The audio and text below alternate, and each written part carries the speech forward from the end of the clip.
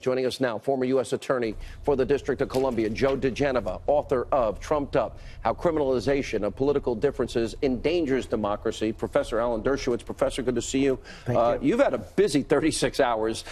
Let's go back a little bit to yesterday.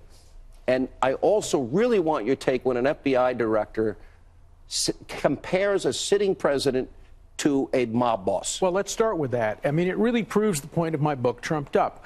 You can find evidence to create or manufacture crimes against anybody if you're determined to do it. That's what's wrong with the special counsel, because they come in with targets painted on people's back. And people like Comey and people like Mueller are going to find crimes, whether they have to go and try to find a technical violation of banking laws on which they can hook pornography stars or things of that kind. And even your account, which was obviously metaphorical in part, proves again, if you're determined to find crimes against anybody, you can do it. That's why we have to restrict and limit the application of the criminal law to clear, unequivocal crimes, and don't use it against political enemies unless the evidence is just overwhelming. Joe diGenova, let's bring you in. First of all, it is now clear that no matter what James Comey says about the President of the United States, which are disgraceful comments by a former FBI director, and he has besmirched forever his term as FBI director, what we now know and have known for almost 2 years is James Comey is a dirty cop. He is a completely dirty cop who was compromised from the very beginning of the investigation into Hillary Clinton. And it is also very clear that Rod Rosenstein is so incompetent, compromised, and conflicted that he can no longer serve as the Deputy Attorney General.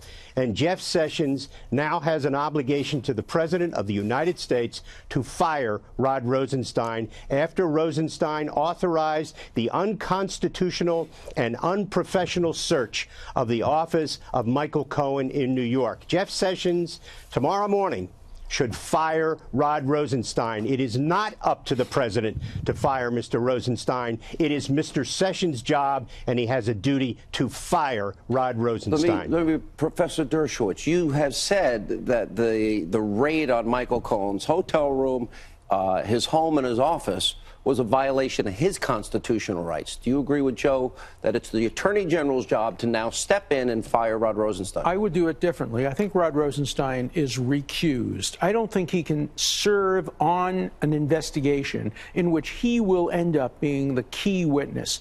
And if I were a lawyer for Donald Trump, and I am not, I'm just saying what I would say about anybody, I would be making a motion in front of a judge. First, I'd make it in the Justice Department to recuse Rosenstein. Then I'd make it in front of a judge. You cannot be a prosecutor, and you cannot be a witness in the same case. But the thing to me that's most disturbing tonight, I am a lifelong member of the American Civil Liberties Union. I was on the national board of the American Civil Liberties Union. To its everlasting disgrace, today, the American Civil Liberties Union went out of its way to justify and defend the raid on the lawyer's office, never saying anything about the risks that it does to confidential communications. Because most of your viewers don't know how taint teams work. Joe diGenova does, because he was a great United States attorney. Explain what a taint team is, because they take all this information, including the material that is ultimately found to be confidential and lawyer-client. And then somebody in the government reads the material, including the material that's confidential. And then the person says, oh, but this material is confidential, although I've read it.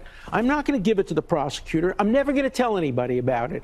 And then suddenly it would, of course, leak. Let me give you an example, just to bring it home.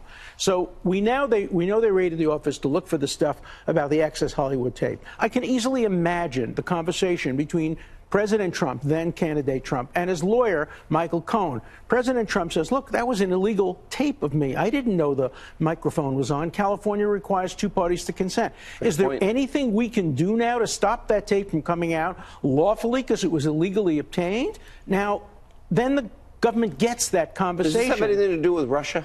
Does this have anything to do with No. I mean, seriously, I mean, you're laughing because it's so absurd. It's so absurd. All right, Joe, we have so much to get to. We're going to carry you guys over for the next segment. But, Joe, I want you to weigh in on the taint aspect of this. And more importantly, the person that has client privilege, that would be the president's right to invoke, not Michael Cohen's. Right. Look, I must tell you, I find this raid of Mr. Cohen's office so appalling in every sense, legal, ethical, professional responsibility.